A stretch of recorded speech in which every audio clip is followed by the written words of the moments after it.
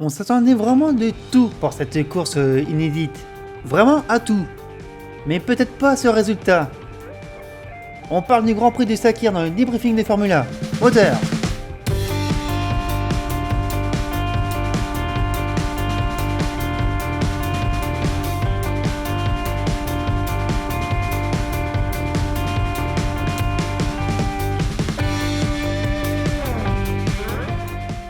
Salut tout le monde, ravi de vous revoir après ce Grand Prix de Bahreïn.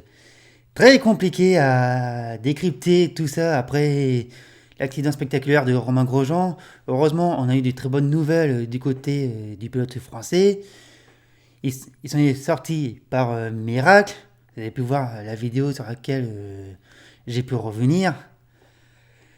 Et très honnêtement, c'était quand même une semaine un peu compliquée, rien que pour lui, pour la Formule 1. Encore beaucoup de questions sur cet événement. Bon, je vais pas trop m'attarder, mais voilà. Le Français revient de très loin. Ils ont fait le plaisir de le revoir en entier. Et voilà, c'est et c'est aussi d'en parler pour essayer d'essayer d'avancer, tout ça, que ce soit pour lui, ses proches, son équipe, les acteurs de la Formule 1, nous, les fans, faut qu'on essaye d'avancer après de ce qu'on a vu, après des images qu'on espère ne plus revoir. Et bon Dieu, qu'on a quand même vécu un Grand Prix de Bahreïn très compliqué, voilà. Et du coup, pour ce week-end, eh bien, la Formule 1 reste à Bahreïn et sur une version de Bahreïn, mais alors version extérieure, ou le chapeau de Pharrell Williams, ça c'est au choix. Une version de 3 km 543 que les pilotes vont parcourir 87 fois. Et ouais, faut bien accepter la distance des 300 km de course. Hormis les 3 lignes droites qui sont communes au tracé classique, eh bien c'est la section nord sinueuse et assez technique qui est nouvelle. Elle est pas très utilisée, ou alors très peu, hein. Et surtout, elle est bossée. On a pu voir ça notamment en Formule 2, ou alors pendant la Formule 1, on parlait carrément de voitures qui pompaient. Ah oui, ça rebondissait un petit peu, hein. Bon, cette section, on avait déjà un petit goût de cette partie en 2010, avec la version endurance que la Formule 1 avait empruntée à l'époque. Personne n'a aimé. Bref, une version très rapide du tracé de Bahreïn, très attendue dès son annonce, car soit c'est un coup de génie, soit c'est une destruction de derby. Alors, les équipes sont obligées d'avoir des réglages avec moins d'ailerons, donc moins d'appui, et ça s'est ressenti chez beaucoup. Et surtout, un chrono du tour sous la minute. Le seul cas de figure où on a eu cette exception, parce que c'est vraiment une exception, c'est au Grand Prix de France 1974 qui s'est passé sur le circuit de Dijon-Prenois. Et encore une version du circuit avant la parabolique qui a été rajoutée bien plus tard. On était dans une configuration du tracé qui ne faisait que 3,2 km. À l'époque, la pole était signée de Niki Lauda sur Ferrari en 59 secondes 770. Et le meilleur temps en course était détenu par Jody Scheckter, pardon, c'est dur à dire, en simplement 1 minute. Tout rond. Donc ça, c'était pour le circuit. Parce que cette semaine, hormis, bien sûr, l'état de santé de Romain Grosjean, eh ben, elle a été quand même mouvementée.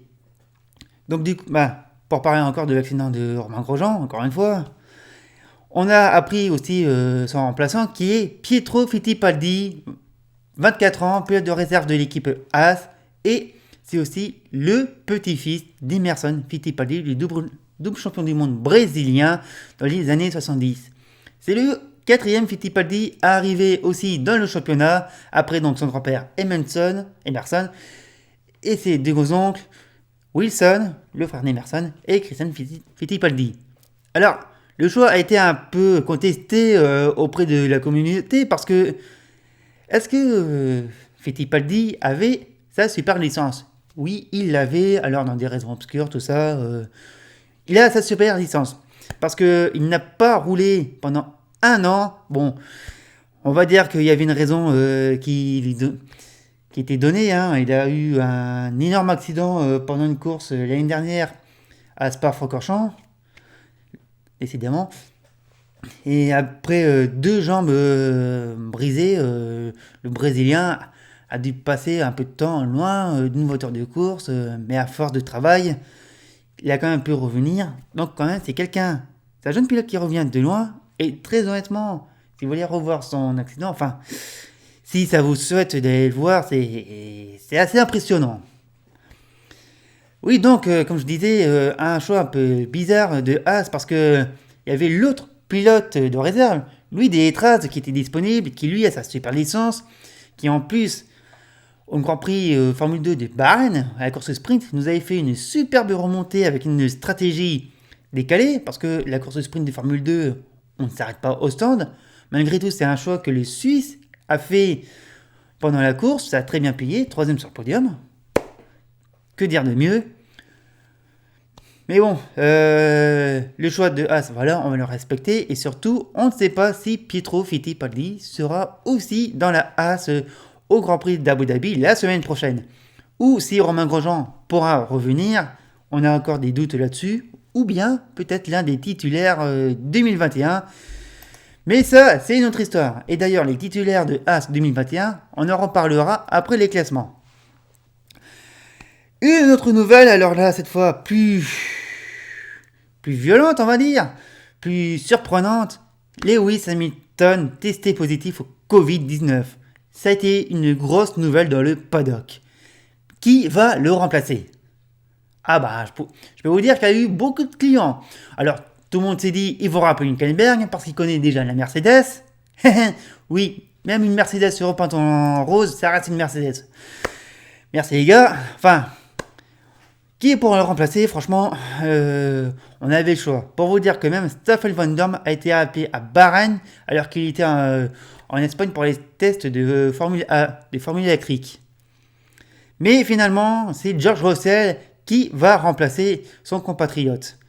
Alors, ça n'a pas trop plu aux supporters du pilote belge et même à la Belgique entière, hein, on va pas se mentir. Mais honnêtement, c'est un choix logique. George Russell représente l'avenir de Mercedes. Le championnat est joué, que ce soit pilote et constructeur. Alors, quel risque peut prendre Mercedes et Toto Wolff, parce que c'est quand même lui qui a décidé, de faire un test de grandeur nature à Russell dans la Mercedes championne du monde? Qu'est-ce qu'il risque? À part des critiques faciles. Il risque rien du tout, voilà. Et honnêtement, il faut savoir une chose, que ce soit Hamilton ou Bottas qui soit annoncé à la retraite ou remercié en 2021, 2022 ou 2023, hein. On ne sait pas comment ça peut se passer.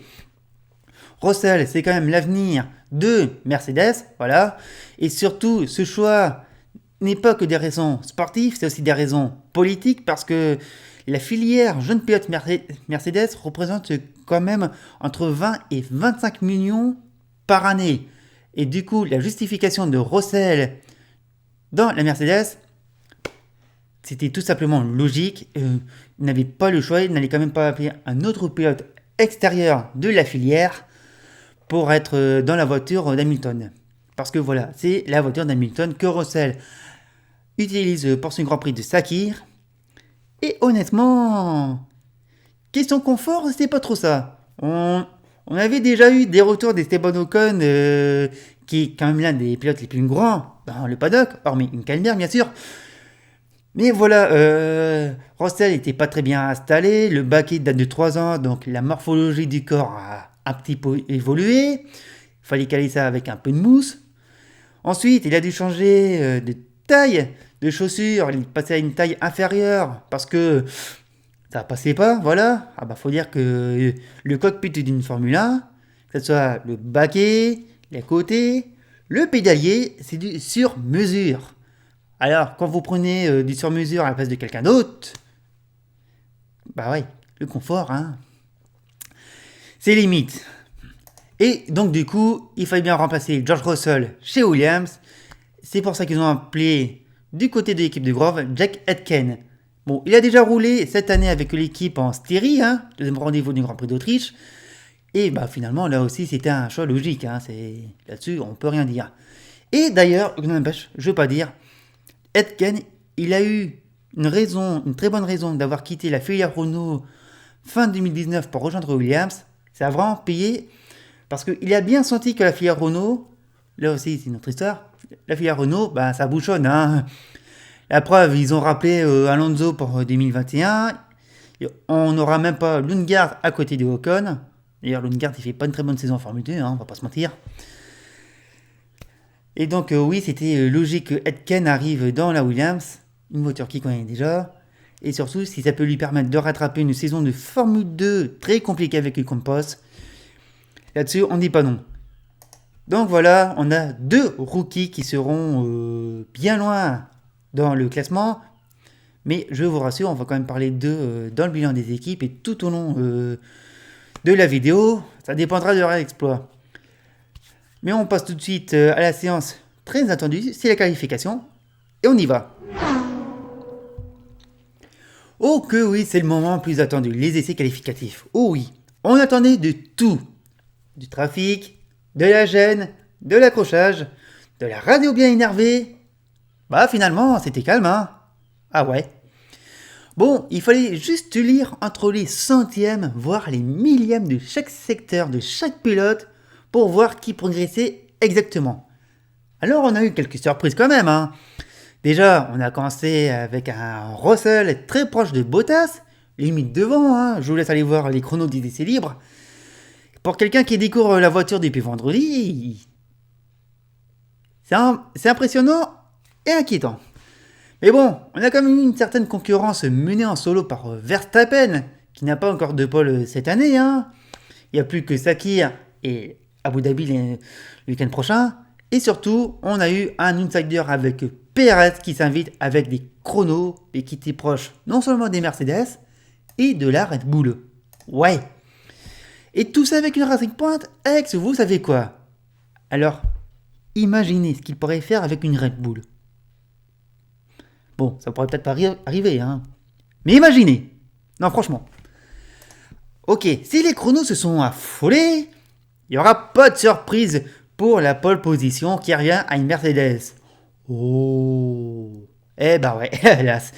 Et oui, la pole est décrochée par Valtteri Bottas, 18e pole position en carrière et avec Mercedes, qui par d'ailleurs décroche sa 126e pole en Grand Prix. Bravo à eux, encore une fois. Une pole sous la minute qui bat allègrement celui de Niki Lauda. Le top 10 de la Q3 avec des écarts infimes entre Bottas et Russell et aussi Verstappen.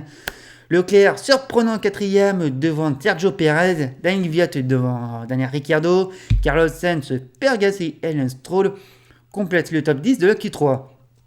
La suite de Hongrie, 11ème, on retrouve Esteban Ocon devant Alexander Albon, qui ont déçu, on va pas se mentir. Vettel devant Giovinazzi, suivi de Norris qui est très loin sur Hongrie. Magnussen, Latifi devant son coéquipier de week-end, Tchekatken. Raikkonen et Fittipaldi sur la dernière ligne. A noter que même si Fittipaldi a fait le dernier chrono, malheureusement il se mange des pénalités après un changement sur le groupe motopropulseur. Bon. Ça ne changera pas grand-chose pour le jeune Brésilien. Et n'empêche, je voudrais quand même revenir sur ces écarts infimes entre les 3 premiers. Ah, il fallait s'y attendre, hein. Avec ce circuit qui est quand même court, rapide. Quand tu rajoutes 3 lignes droites, il y a seulement 26 millièmes entre les Mercedes qui ont fait 3 runs en Q3 en plus, au lieu des 2 habituels. Oui, certains ont été plus conservateurs, donc... Mais quand même... Bottas et Russell séparés de 26 millièmes. Russell et Verstappen séparés de 30 millièmes. C'est vraiment infime. Même le passage en Q2 était aussi délicat. Avec un résultat où on retrouve Gasly qui a fini 10ème devant Ocon, où on retrouve les 2 Normands séparés de 54 millièmes sur la ligne. C'est pas grand chose non plus, 54 millièmes.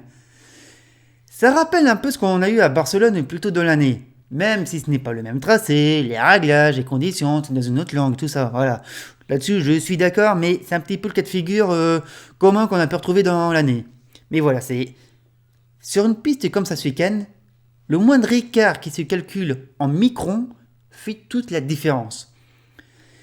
Et pour vous dire comment cette qualification regroupait les pilotes, même Aitken qui débute vraiment en Grand Prix, hein, bah, il est à peine à 1/10 de Latifi au chrono. À peine 1/10. C'est je vous le dis, c'est vraiment infime ces chronos. C'était... quand les pilotes amélioraient leur secteur personnel ou même les records, je peux vous dire que les records de secteur, ça a volé depuis vendredi. Oh que oui. Non mais il fallait quand même aller regarder dans le 10e, le 100e, et vraiment aller chercher dans le 1000e au pire des cas. Non, franchement, cette qualification était quand même très très serrée. Alors du coup, oui, ça pose beaucoup de questions, parce que avant que l'on passe à la course, je voudrais quand même finir sur un point assez... Bon, la séance n'a pas connu de drama comme annoncé. Contrairement à ce qu'on a vu en Formule 2 entre Mick Schumacher et Roy Nissany. Hein. Oui, le pilote allemand a un petit peu merdé. Sauf que, au moment où j'enregistre la séquence, la course, elle n'a pas encore eu lieu, donc je ne sais pas comment elle va se dérouler. Les minutes on est peut-être même pas encore à l'abri d'une pénalité sur un grille. Mais rassurez-vous, ça sera mis à jour. Ça a été mis à jour, voilà. Mais bon, quoi qu'il arrive, je redoute quelqu'un, Ross Brown. Parce qu'à chaque course, il donne son analyse, de débrief, tout ça, et aussi des idées. Ouais, après le Grand Prix d'Italie à Monza, où je vous rappelle, on a eu les pénalités d'Hamilton et de Giovinazzi, le deuxième départ sur la grille, la victoire de Gasly, il nous a remis sur la table la grille inversée que personne ne veut en Formule 1. En fait, ce que je redoute, c'est ces commentaires d'après ce week-end qui pourraient dessiner le futur de la F1. Parce qu'il ne faut pas oublier que voilà, Ross Brown est quand même un conseiller pour la FOM et Liberty Media. Il ne faut pas aussi oublier que Jess Carré vit aussi ses derniers Grands Prix en tant que dirigeant de la Formule 1, même si après le 1er janvier 2021, il deviendra président non exécutif, il laissera sa place à Stefano Domenicali, qui lui, quand même, est un peu de l'ancienne école Formule 1. Mais c'est vraiment Ross Brown que je redoute. Parce que voilà, on est quand même dans une année particulière de la Formule 1. On se réjouit déjà d'avoir 17 Grands Prix. Et dites-vous une chose, 2021 pourra être pareil. Et n'importe quelle idée géniale ou absurde que Ross Brown pourrait lâcher, ça pourrait donner le ton. La Formule 1, c'est pas une formule de promotion. Elle coûte assez cher comme ça pour faire deux courses ou une grille inversée, ou bien rouler sur des circuits courts ou étroits comme ce week-end. On parle d'un championnat avec des équipes constructeurs, mais pas de compétition cliente. Ce qui est le cas avec la Formule 2, la Formule 3, l'IndyCar, le GT3, le GT4, le Touring, et j'en passe. Ça, c'est des compétitions clientes. La Formule 1, non, ce n'est pas le cas. Et surtout, la honte qu'aurait un pilote qualifié dernier ou en minute plateau, à qui on dirait « Toi, demain, tu pars en pôle ». Ça n'aurait aucun sens. Dites-vous que si la qualification s'est bien passée, on n'aurait pas la même chose à Monaco ou à Monza. Surtout en 2019 sur le tracé italien. Là, on avait bien honte de la Formule 1. En fait, j'ai peur que Brown nous ressorte une idée stupide inspirée de cette qualification, ou même de la course, qui n'a pas encore eu lieu au moment où j'enregistre, je vous le rappelle. Ça sera à suivre. Et honnêtement, accrochez-vous. Bon, allez, on a assez parlé de la qualification, il est temps de parler de la course, on y va. Il y a du vent, du sable qui se lève, les moteurs n'ont pas trop aimé se prendre cette poussière. Sur un grille, on peut voir que 8 pilotes partiront en médium. Et ça sera payant pour certains. Oh oui. Et surtout la question. Y aura-t-il un duel Bottas-Russell au départ? Il sera rapide et à la fin, c'est toujours les Anglais qui gagnent. Même à la relance de la première safety car, Russell maîtrise la situation. Oh que oui! Il maîtrise même la tête de course jusqu'à son premier arrêt au stand, malgré une frayeur de soi-disant perte de puissance. Bien joué le capteur. Il n'y a rien de particulier pour les champions du monde. La victoire et même le doublé est en vue. Pourtant, la course est quand même assez animée. On a du peloton, du dépassement avec et sans DRS. Et pourtant, en tête de course, eh ben, c'est quand même le status quo. Hein. T'as même beau avoir une course sans Hamilton, ça ne change rien. Et en plus, avec Russell qui vole vers la plus haute marche du podium. Mais bon, tout ça, c'est jusqu'à la deuxième neutralisation de la safety car.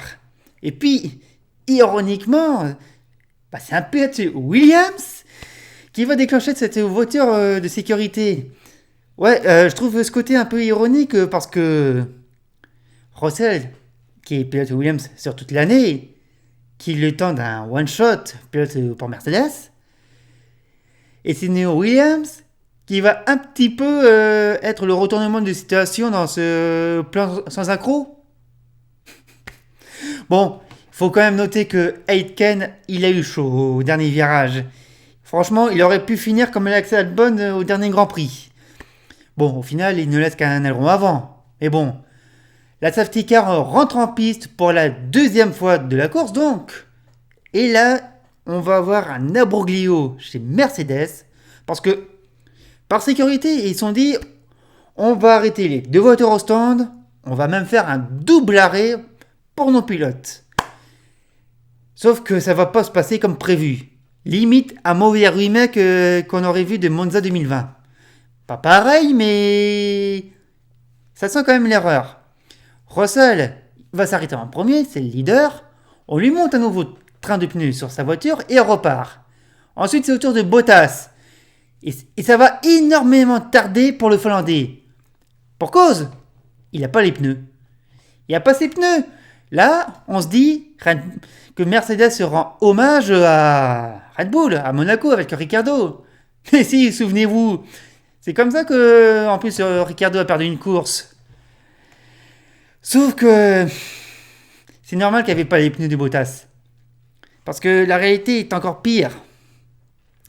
Les mécanos de Mercedes ont tout simplement monté les pneus dédiés à Bottas sur la voiture de Russell. C'est une erreur qui est inimaginable. Alors, on pourrait vraiment croire que c'est pas trop grave. Mais si que c'est grave. Parce que sur chaque week-end de course, chaque pilote a des trains de pneus alloués et c'est totalement impossible de les échanger entre voitures. S'il doit y avoir un problème sur un train de pneus, c'est Pirelli qui règle ce souci. Ça peut pas être l'équipe qui peut prendre l'initiative. Ils peuvent pas dire tiens on va prendre ce train sur la voiture d'à côté, c'est pas utilisé, c'est impossible. De plus, il y a des codes barres sur les pneus, donc facile à retrouver même à la fin de la course. Ça veut dire qu'en plus, Mercedes dans l'urgence obligé de rechercher un train de pneus pour le Finlandais. Et ben, il aura le droit à des pneus durs, usés, bien usés, même plus performants. Et par la même occasion, du coup, Mercedes obligé de rappeler Russell, et cette fois pour chausser la bonne monture de pneus. Et même après la relance, quand Russell remonte comme un fou, il va devoir encore s'arrêter parce que les capteurs ont trouvé une crevaison. Voilà, c'est imbroglio, cette crevaison, tout ce chamboulement va ruiner toute la course de Mercedes, de Russell et de Bottas. C'est toute l'équipe qui va couler d'un coup. De toute façon, de tout ça, j'y reviendrai dans le bilan des Mercedes. Ah, ils peuvent s'en vouloir. Franchement, ils peuvent s'en vouloir. Parce que, hormis ce scénario de fou, on a quand même eu de l'animation du départ de Charles Leclerc, qui a accroché Perez. Et qui, accessoirement, s'est mis un peu Verstappen dehors. Je vais y revenir après. Mais c'est vrai que Leclerc qui envoie Perez en tête à queue, le monégasque qui freine trop tard, c'était ni fait ni à refaire, malheureusement. En plus, on voyait Pérez dans Ota. Ça oblige le Mexicain, du coup, à repasser au stand, à rechausser une nouvelle gomme de pneus, et surtout de changer sa stratégie de course. Dernier à la fin du premier tour. Et comme toujours, depuis plusieurs courses, même depuis toujours, on va pas se mentir, hein, on pouvait vraiment compter sur lui pour une remontée incroyable. Des remontées comme il sait faire. Une gestion de ses pneus comme il adore faire. Franchement, là-dessus, c'est peut-être l'un des seuls pilotes du plateau qui arrive à gérer ses pneus comme il faut. Il va en plus en profiter, il va profiter des erreurs des autres. Et par la même occasion, du coup, des erreurs de Mercedes. Pour se retrouver en tête de la course au moment de la deuxième voiture de sécurité. Et sans rire. Sans rire. Mais c'est un scénario de fou. Bien sûr que c'est un scénario de fou. Parce que c'est une tête de course qui va garder à la relance. Et après avoir quoi ? Avoir attendu 190 Grands Prix depuis 2012. Jamais un pilote a attendu aussi longtemps. Aussi longtemps à remporter son premier Grand Prix de Formule 1. Sergio Checo Pérez, 110e vainqueur en Grand Prix devant Esteban Ocon pour son premier podium et Lance Stroll. Mais qui aurait pu parier sur ce podium ? Et la suite du classement avec Sainz 4e suivi de Ricciardo, Albon, Kvyat, les Mercedes de Bottas et Russell, Norris classé 10e et le meilleur tour de course pour George Russell. Maigre consommation pour le jeune pilote anglais de Williams Mercedes. Une course de fou, vraiment. Il y a eu du dépassement avec ou sans DRS. Il y a eu beaucoup d'animation. Il y a eu aussi des coups de poker de génie. D'ailleurs, ces coups de poker, on va en parler dans le bilan des équipes. On y va maintenant. J'ai fait un peu court sur la course. Mais rassurez-vous, on va prendre un peu de temps pour parler. Déjà, commencer par Mercedes. Parce que même si ça a été une révélation de Russell, pour quelqu'un qui ne connaît pas la voiture, qui a dû s'acclimater avec en très très peu de temps, maîtriser les premières séances d'essai, être très proche de Bottas, qui connaît la voiture depuis longtemps maintenant, le mettre à l'amende à ce fameux virage serré de la portion nord du circuit. Bon, faut dire aussi que Bottas avait des pneus morts, donc on va dire que ça a un petit peu aidé. Mais quand même, cette manœuvre, elle a été superbe de la part de Russell. Fallait oser y aller à cet endroit. Franchement, c'était magnifique. Et quand tu vois le bilan du week-end de Russell, terminé seulement 9e, c'est du gâchis. C'est énormément de gâchis. C'est pas normal. C'est même impardonnable de la part de Mercedes de ses erreurs. C'est vrai qu'à Monza, il y avait eu cette faille un peu idiote de ne pas avoir vu que la voie des stands était fermée. Mais là, avoir paniqué pour rien, avoir tenté un double arrêt pour rien même, je comprends pas pourquoi ils ont fait un deuxième arrêt.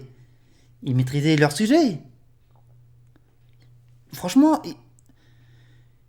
ok, peut-être qu'ils auraient pu attendre au moins un tour en plus de la safety car, voire même décaler leur pilote pour s'arrêter. Après, bien sûr, ils ont donné des explications. Il y a eu une mauvaise communication radio entre les stands, les mécanos, tout ça. Mais ça, c'est triste à dire, ça n'excuse pas cette série d'erreurs qu'ils ont faites. C'est idiot. C'est idiot d'avoir fait des erreurs à leur niveau. C'est quand même la deuxième fois dans la saison, dans une course maîtrisée et même gagnée, qu'ils arrivent à ce résultat. Est-ce que il y aurait vraiment un facteur humain qui poserait problème chez Mercedes pour en arriver à cette situation. Est-ce qu'il y a un facteur de ce genre qui serait à repenser chez eux? 2 fois quand même dans la saison.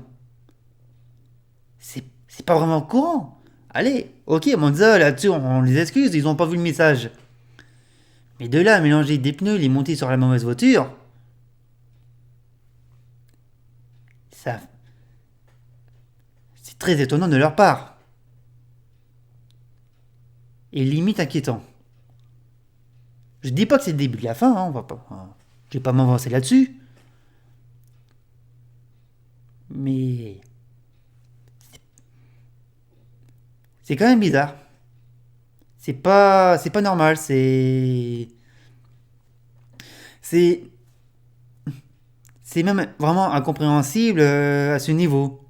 Comme ils l'ont dit, ils ont eu un problème radio, d'accord. Et heureusement que la situation et que la FIA était clémente parce que malheureusement, il y a eu une enquête de la FIA juste après. Russell aurait pu être disqualifié et perdre ses premiers points en Formule 1 en plus. Ah, c'est vrai qu'on l'oublie, mais Russell a marqué ses premiers points ce week-end. 3 points. Les 2 points de la 9ème place et le point du meilleur tour. Il aurait pu les perdre, hein. Et la FIA, ses commissaires ont été cléments à ce sujet. Ils ont compris. Ils ont dit, bon, ok, vous avez fait une erreur, vous reconnaissez, il n'y a pas de souci. Vous ne serez pas disqualifié, il n'y aura pas ci, il n'y aura pas ça. Bon, par contre, vous payez une amende. Voilà. Ils s'en tirent juste avec une amende. Tout simplement. Mais n'empêche, ça en écarte vraiment cette connerie. Les Mercedes réussissaient encore un week-end parfait. Même avec un Russell. Franchement, George Russell. Alors, je sais qu'il y a des critiques trop faciles à dire sur Russell et indirectement sur Hamilton, of course. Parce que c'est la voiture qui fait tout, apparemment. Mais c'est trop facile, c'est trop facile. La voiture qui fait tout, mais c'est qui la développe, cette voiture? Vous croyez vraiment que on met Hamilton dedans et hop, ça marche d'un coup? Là, on a mis Russell, qui a très bien compris cette voiture, qui connaissait aussi ses dévancières pour avoir roulé dedans, qui est quand même dans le giron Mercedes, qui sera l'un des futurs pilotes Mercedes. L'année prochaine, peut-être pas, mais 2022, sûr, on aura Russell dans la Mercedes. Et c'est vrai que c'est passé du chaud au froid pour le pilote anglais. Mais il a été dans le coup direct, une voiture qu'il connaissait pas vraiment. Même lui, il disait, je suis pas satisfait de mes performances avec la voiture. Mais tout de même, c'est même si c'était devant et qu'on peut faire la critique facile, il était pas à l'aise. Mal assis, pédalé qui n'y allait pas, une taille de chaussures en dessous, un volant qu'il connaissait même pas, parce que faut pas oublier que les volants maintenant, c'est quand même des ordinateurs, des calculateurs intégrés. Il y a un volant à apprendre sur une Formule 1, avec un manuel qui est gros comme ça, hein. C'est vrai que là, Russell, il nous a fait vraiment le perfect, et terminer comme ça, c'est triste pour lui. Mais, comme je vous disais, oui, la critique peut être facile, hein, parce que c'est la voiture qui fait tout. Ok. Bah, mettons un Verstappen dans la voiture. Mettons un Ricciardo dans la voiture. Mettons un Sébastien Vettel dans la voiture. Et pourquoi pas un Nikita Mazepin dans la voiture. Lequel de ces 4 pilotes serait aussi proche de Russell de ce week-end? Lequel? Peut-être que la voiture lui correspondait à Russell. Et non, c'est pas la voiture qui fait tout. Il y a aussi la part du pilote, il y a aussi comme je dis, ce facteur humain. Il y a ça aussi qui a joué. Si la voiture est à ce niveau que Russell a pu être à ce niveau-là, c'est des années de travail. Russell a découvert une voiture qui a été développée par Hamilton, par Bottas, et qui dans le passé a aussi été développée par Nico Rosberg et Michael Schumacher. C'est le fruit d'un travail de plusieurs années accumulé qui a fait que cette voiture est au top. Voilà. Et ça, c'est une leçon que les autres devraient reprendre derrière, c'est tout. Russell était dans le coup de ce week-end. C'est que cette voiture, il l'a connue. Il a connu ses devancières, il savait comment ça pourrait marcher, même s'il la connaît pas du tout à 100%, limite à même pas 50%, il était devant. Il était devant. Et honnêtement, si lui il est devant, il y en a un qui devrait être vraiment inquiet. Ah bah oui, Valtteri Bottas. Je sais pas l'association que vous avez du Finlandais de ce week-end, mais il s'est fait un peu damer le pion, Valtteri. D'accord, il s'est dit, j'ai pas Hamilton ce week-end, j'ai le petit jeune, il va faire ce qu'il faut. Moi, derrière, je serai le boulot pour Mercedes, hein. Je peux en profiter, tous les jouets. Bah, il doit pas aimer la pression anglaise, Bottas. C'est triste à dire. Et limite inquiet. Alors je sais, sur Twitter, je me suis moqué de lui avec Wolf la tête baissée sur le bureau en disant pourquoi j'ai prolongé Bottas. Ok, c'est très drôle, mais très honnêtement, c'est pas drôle. Honnêtement, c'est pas drôle. C'est même très inquiétant pour Bottas et il a intérêt à faire quelque chose parce que faut pas nous sortir le Bottas 2.0, le 3.0, le 3.7.2 version B, je ne sais quoi, bêta test. Non, c'est Bottas, il a intérêt à se ressaisir parce que l'année prochaine, je suis même pas sûr qu'il termine la saison 2021 chez Mercedes. C'est franc. Il faut qu'il s'inquiète vraiment, le Valtteri Bottas. Oh que oui. Ouais, j'étais un peu long sur Mercedes. Mais il y avait des choses à dire. Donc du coup, on continue ce bilan des équipes, hein, avec Red Bull, hein, j'arrive. Alors Red Bull, ça aurait pu être la concurrence sérieuse de ce week-end, surtout pour Verstappen. Le pauvre, il s'est mis au tas tout seul dès le départ. À ce quatrième virage. Bon, à sa décharge, je comprends son erreur. C'est vrai qu'à un moment, il s'est retrouvé en sandwich entre Perez et Bottas. Quand il voit qu'en plus que Perez se fait envoyer dehors par Leclerc, il veut contourner. En plus, quand il contourne en extérieur de piste, c'est du bitume. Il y a aussi les graviers. Sauf que les graviers sont de la même couleur que le bitume. Bah, qu'est-ce qu'il a fait, le Hollandais? Il était en contrôle, il maîtrisait, il se dit, je vais repartir. Oh, des graviers, trop tard, dans le mur. Et Mercedes est venu, Max. Après, au carré des interviews, là-dessus, je peux pas lui donner tort non plus sur ce sujet. Les gars qui ont attaqué comme des fous. Là-dessus, je suis d'accord. C'est vrai que déjà, le week-end dernier, Leclerc, on lui a reproché ça sur Vettel. Là, il a refait pareil sur Perez, ça s'est très mal fini. Il reconnaît aussi qu'il a fait une erreur. Hein. On a quand même éliminé deux pilotes directement et indirectement. Non, bah c'est dommage, hein. Pas de Verstappen dans cette course. Ça aurait pu être intéressant, franchement. Un duel Verstappen-Bottas sur Russell.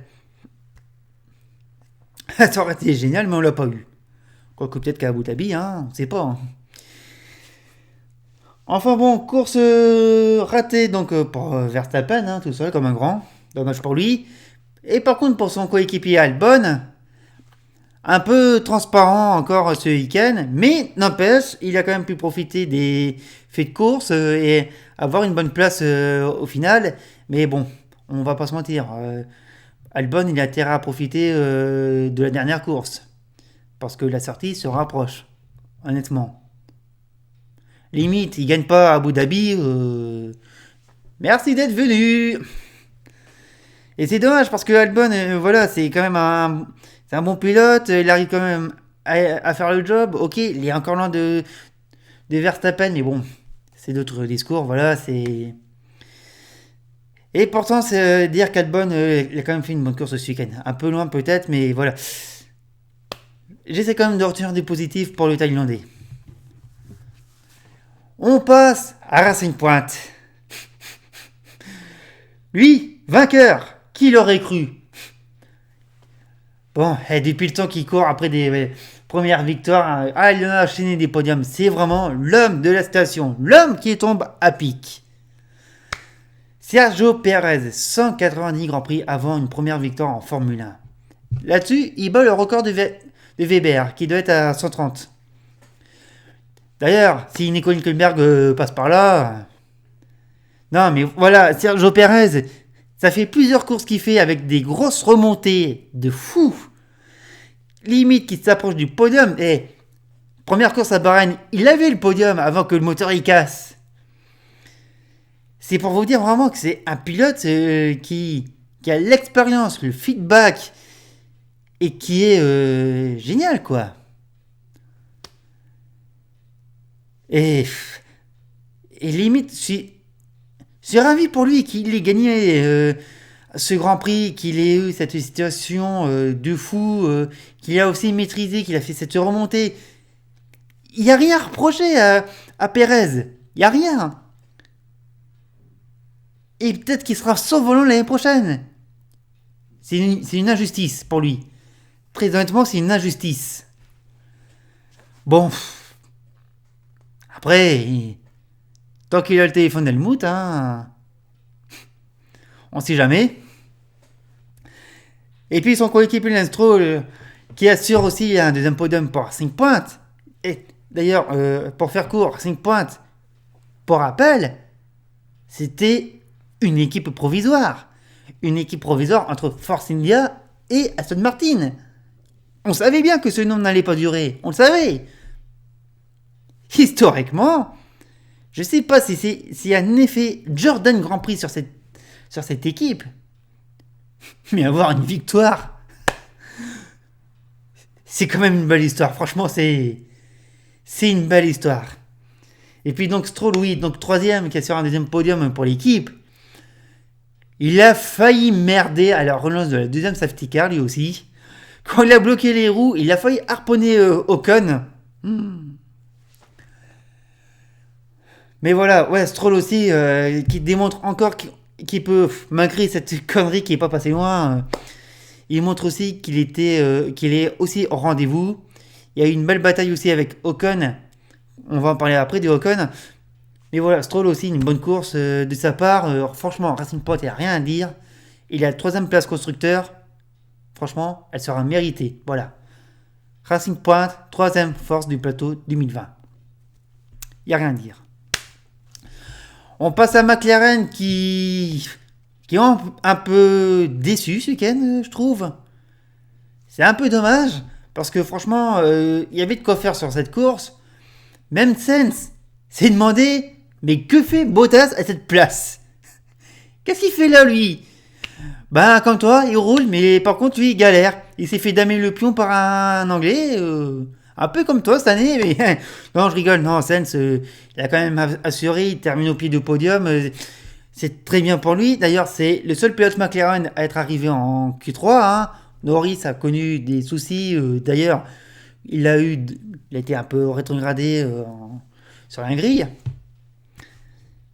Et aussi, Norris d'ailleurs, il a aussi fait une bonne remontée. Alors c'est dommage qu'il termine 10ème. Il aurait pu avoir une meilleure place à mon goût.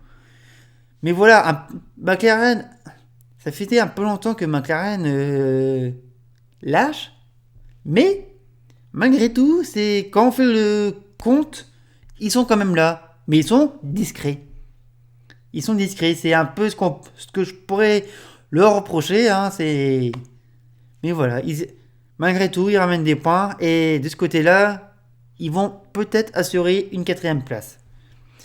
Parce que les 5e, c'est Renault. Et oui, malgré ce podium d'Esteban Ocon, il y avait un truc où j'avais marre de Renault, ouais, c'est les qualifs, parce que Ricciardo a encore sauvé les meubles en qualification. Et Ocon qui a échoué à la porte de la Q3.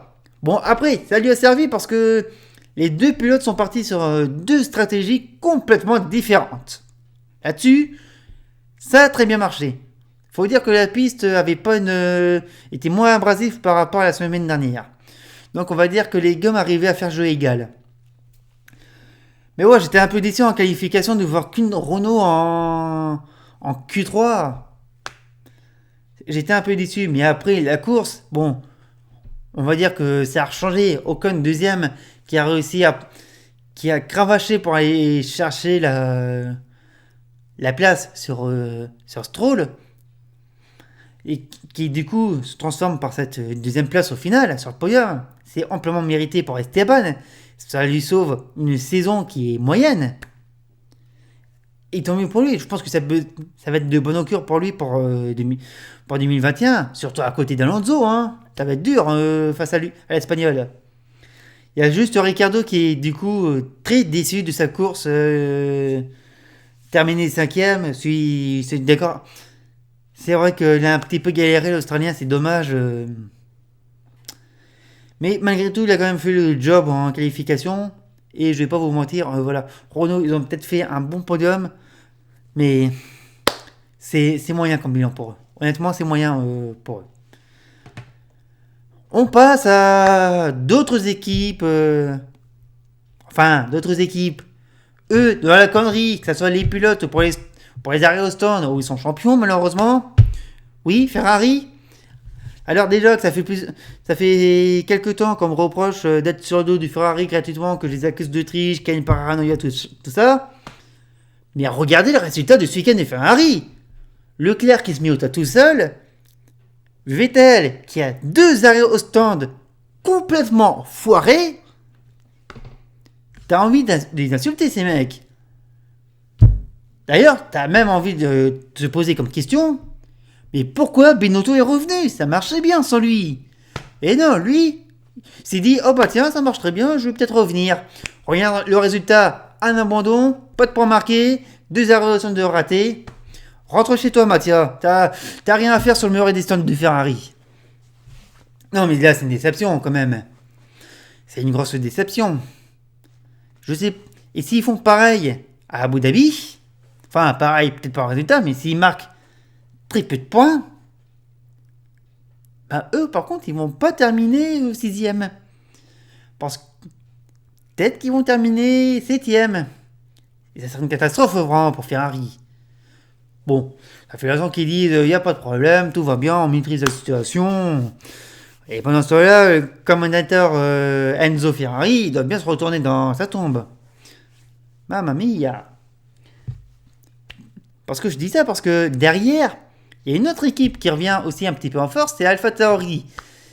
Alors, AlphaTauri, très honnêtement, c'est un peu ma déception, surtout du côté de Gasly, parce qu'il était très rapide en essai, mais ses qualifications et sa course qui ont pêché.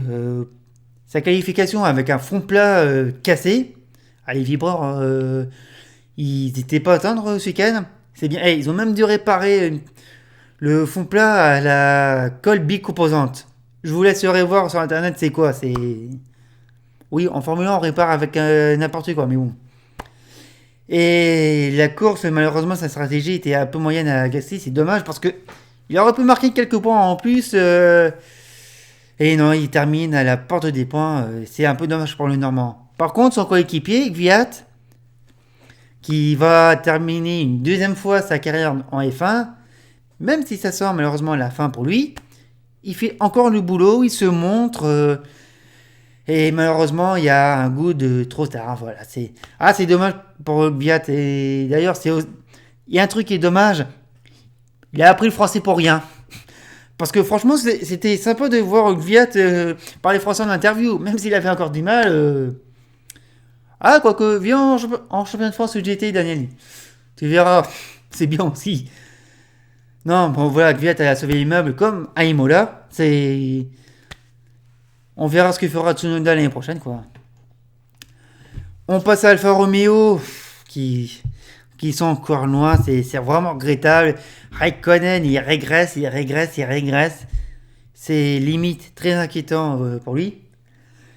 Et de l'autre côté, par contre, on a Giovinazzi qui s'améliore vraiment. C'est pas flagrant.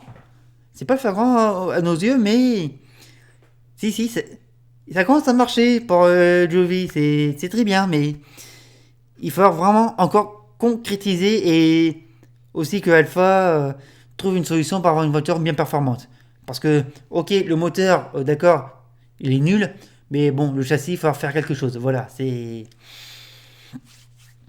il faut faire quelque chose de ce côté-là et je pense que ça pourrait aussi sauver peut-être une saison 2021 et peut-être que Giovinazzi pourrait limite porter un peu Alfa Romeo. Mais je m'avance un peu. Voilà. On passe à As qui doit faire pour la première fois sans Romain Grosjean. Et puis c'est Pietro Fittipaldi qui donc découvre cette voiture et malheureusement il était un peu loin, mais malgré tout, voilà, il a quand même fait le boulot.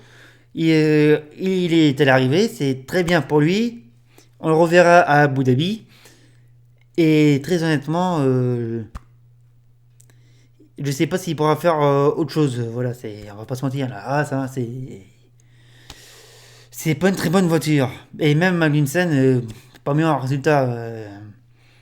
Faut dire que As a été secoué le week-end dernier. Et puis là, pour redresser la barre, n'y comptez même pas. Et puis on va terminer avec Williams ou Aitken. Hormis cette connerie en course, il a été quand même très propre, très proche de Latifi. Il a fait du bon boulot là-dessus, on va pas se mentir. Il était très bien. J'ai presque rien à dire là-dessus. Hein, c'est voilà, ok, il termine très loin, mais voilà, ça a été propre, presque propre. Et en tout cas, mieux que Latifi qui, pour la première fois, est devant l'un de ses coéquipiers en qualification. Bon, par contre, il a terminé à pied le Grand Prix, donc dommage pour lui. Voilà, on s'arrêtera là-dessus pour le bien des équipes, qui a été plus long que la course en elle-même. Hein. On va passer au classement, ça se resserre vraiment, ça commence même à se stabiliser, et je vous propose de le découvrir maintenant. Les classements, allez! Pas de changement en tête du championnat de pilote, Hamilton est déjà titré. Thierry Bottas se prend un petit confort face à Max Verstappen de 105 à 89. Avec sa victoire, Sergio Perez repasse 4ème devant Daniel Ricciardo 125 à 112. Sense Albon gagne des positions face à Norris et Stroll. Pas d'évolution pour Pierre Gasly et Esteban Ocon, mais les deux Normands se rapprochent en matière de points.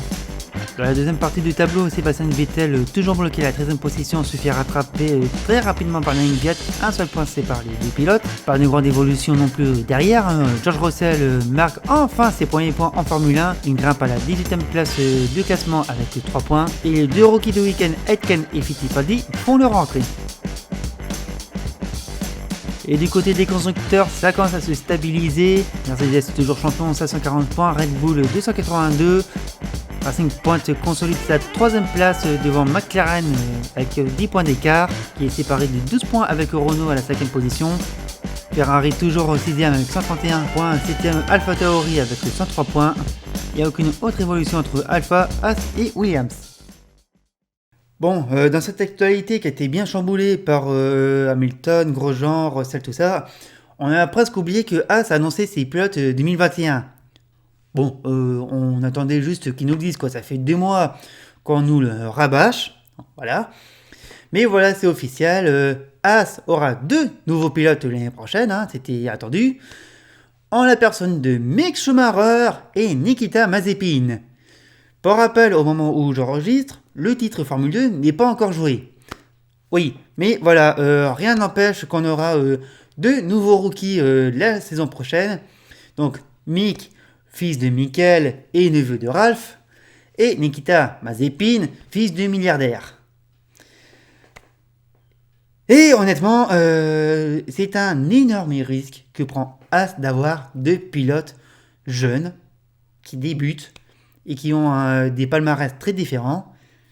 Et très honnêtement, C'est risqué, mais ça peut être intéressant. Et d'ailleurs, pour ce qui concerne Mick Schumacher, je peux vous dire qu'il sera chouchouté. Alors, je suis pas fan de son arrivée chez Haas. Personnellement, j'aurais bien voulu le voir chez Alfa Romeo, aux côtés de Kimi Raikkonen ou Antonio Giovinazzi. Hein. Mais pour vous dire qu'il ne sera pas vraiment perdu dans l'équipe américaine, Ferrari envoie chez Haas Simone Resta, qui était déjà parti chez Alfa Romeo, rappelé chez Ferrari, qui cette fois repart chez Haas. C'est vraiment une monnaie d'échange entre les clients Ferrari, et qui va vraiment s'occuper de Mick l'année prochaine. Très honnêtement, ça peut être un plus pour Mick et pour Haas, parce que Simone Resta, c'est quand même pas n'importe qui. C'est un ingénieur très réputé et qui pourrait sûrement faire progresser l'équipe. D'ailleurs, ça serait pas mal parce que, on va pas se mentir, Haas depuis 2-3 ans, ça rame. Hein. Pas la faute des pilotes, bien sûr. La faute du système, comment l'équipe fonctionne. Parce que reprendre une voiture de l'année dernière et ne pas la faire fonctionner comme il faut, ne pas la développer, comment voulez-vous? Enfin, voilà, Mick Schumacher, il sera surveillé, il sera bien protégé, on va dire, il sera très bien suivi, parce que c'est quand même Ferrari qui le place chez Haas.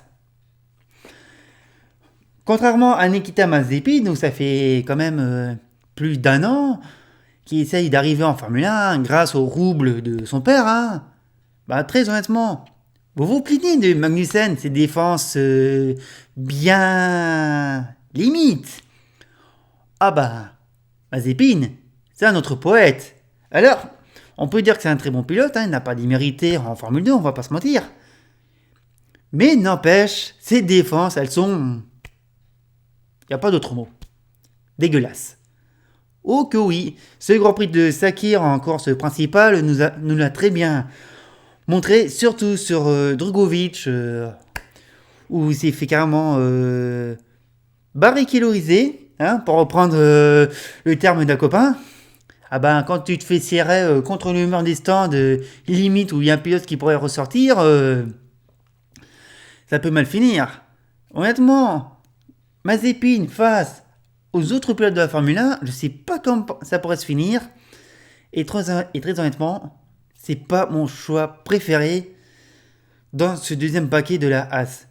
À la limite, ils auraient gardé Grosjean ou Magnussen pour 2021. Ça m'aurait pas choqué. Mais de là, vraiment, à mettre Mazepin... Non, c'est trop tard, c'est... Oui, j'ai dit trop tard, parce que on va pas dire trop tôt. Non, c'est trop tard. Limite, Mazepin, il n'a pas sa place en Formule 1. Je suis désolé. Il souffre un peu du syndrome Stroll.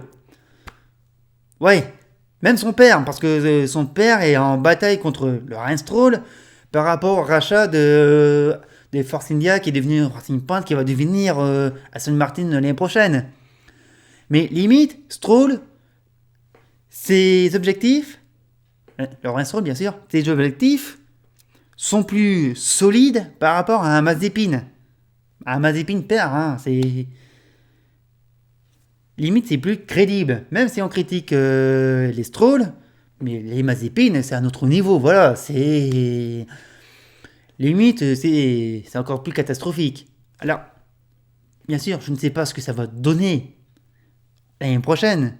Même au test jeune pilote, hein, on ne connaît pas encore tous les programmes. Là aussi, ça fait parler. Mais, Nikita Mazepin, non, ça va être une catastrophe. Si il fait pareil en Formule 2 l'année prochaine en Formule 1, on va pas être déçu. Ah ben, ça va... Si vous ne connaissez pas, ben, vous allez le connaître. Et vous allez dire, limite, bah, vous allez dire que Magnussen, c'est un chaton à côté. Enfin bon, c'était surtout l'une des annonces principales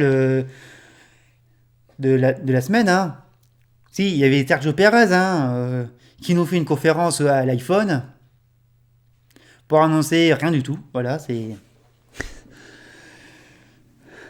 c'est ce qu'on peut retenir un peu de cette semaine. Et puis avant de mettre fin à la vidéo, ben, je voudrais aussi vous parler de la chaîne. Parce que peut-être que forcément vous ne suivez pas le débriefing des formulas sur les réseaux, enfin sur les réseaux que sur Twitter, hein.